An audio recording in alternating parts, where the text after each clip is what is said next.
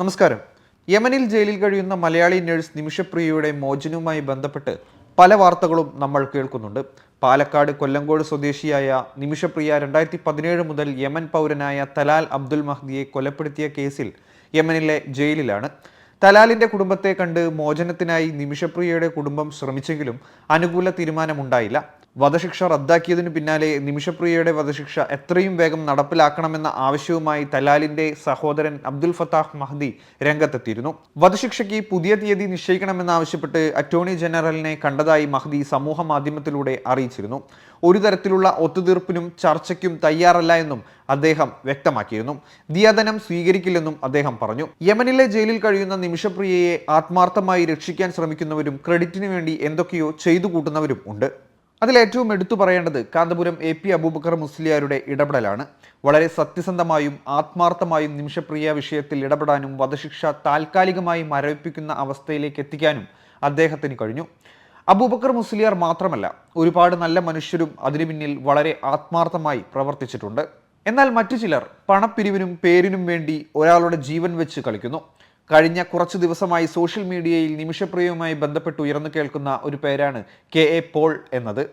നിമിഷപ്രിയയുടെ മോചനവുമായി ബന്ധപ്പെട്ട് വീണ്ടും സോഷ്യൽ മീഡിയ പോസ്റ്റുമായി എത്തിയിരിക്കുകയാണ് ഇവാഞ്ചലിസ്റ്റും ഗ്ലോബൽ പീസ് ഇനീഷ്യേറ്റീവ് സ്ഥാപകനുമായ KA പോൾ.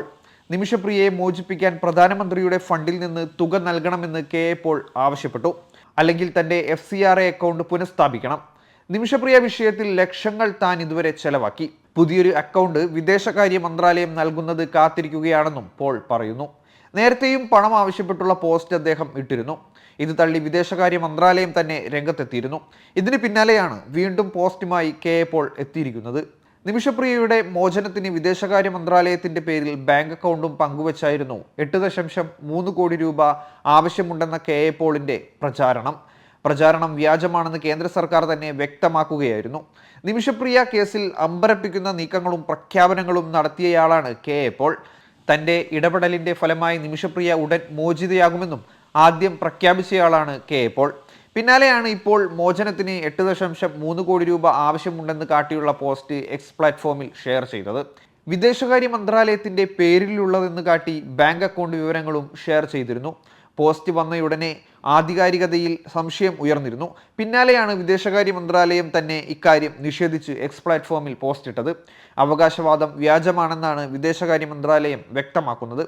വിദേശകാര്യ മന്ത്രാലയത്തിലെ പേ ആൻഡ് അക്കൗണ്ട്സ് ഓഫീസറുടെ അക്കൗണ്ട് വിവരങ്ങൾ KA പോളിന് എങ്ങനെ കിട്ടിയെന്നതാണ് ചോദ്യം.